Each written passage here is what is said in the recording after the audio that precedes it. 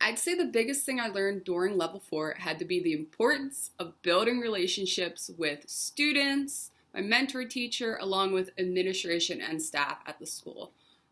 These relationships really helped me learn more about the profession, helped me grow my teaching practices, and better prepared me for when I have my own classroom and students. More importantly, the relationships I built helped me learn more about their home life, their interests, along with their likes and dislikes. From there, I was really able to help students emotionally if they're having, a particularly bad day by sitting down with them and really hearing out their issues. I remember one particular friend who was having a bad day came in really upset. It was on a Friday, and I ended up pulling him out to the hallway and talking with him because I really wanted to find out what was wrong and if there was anything I could do to help him. He ended up opening up to me and telling me that he didn't complete all of the homework that was due for that day because he didn't really understand English very well because he is an ELL student.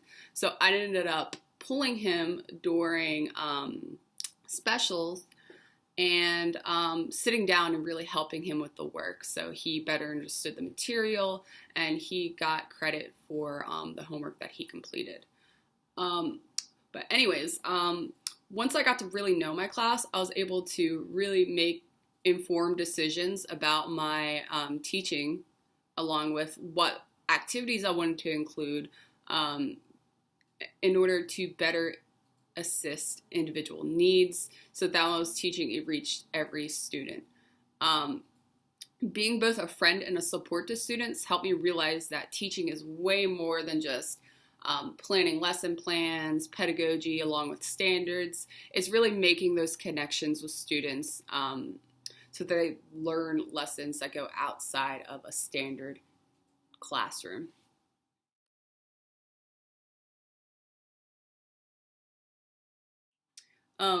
Organization is definitely my strong suit, and it's been something I've been working on for a very, very long time to get to where I am today.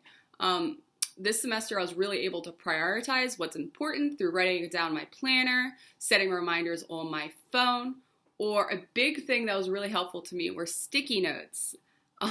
For example, in order to prioritize my time, I would write myself sticky notes on things I had to do for the day, whether it was reviewing lesson plans, creating activities for the kids to do, or anything Ed DPA related.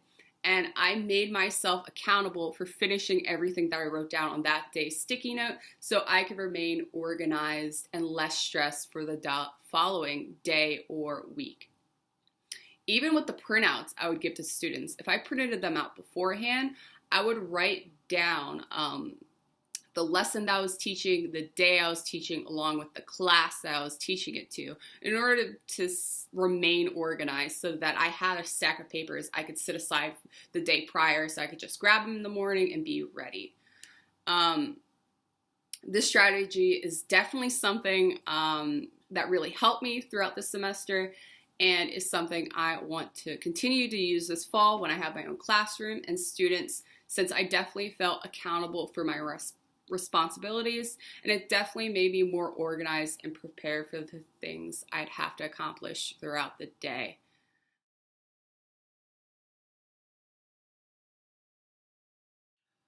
Woo, this is a great question. I'd say the biggest piece of advice I would give is to not be afraid to reach out if you feel lost or overwhelmed, either during internship or seminar. Because I'm the type of person that will bottle up my stress and not reach out during opportunities I probably should have, which ended up being bad for me emotionally and mentally.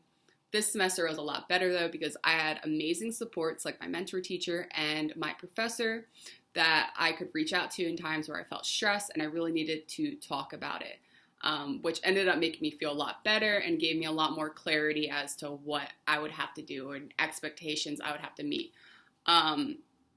Another piece of advice I would give to future interns is to stop interning and change your major if you're not passionate about what you're doing. If I'm being completely transparent, I was completely clueless as to the amount of hours and time interns would put into each day when entering level 1. Luckily, I had a strong drive to keep pushing forward because I knew this was the profession I wanted to pursue in the future. These experiences at internship are just a taste of what you're going to be doing every day when you have your own classroom.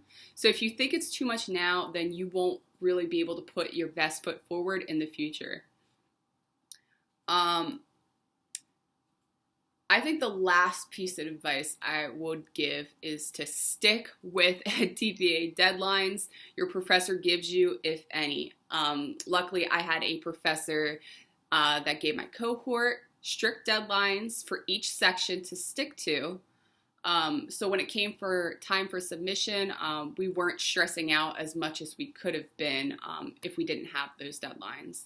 But if you end up not having a professor that gives you those deadlines, make some, because it will be impossible to pass if you start working on the project a week before.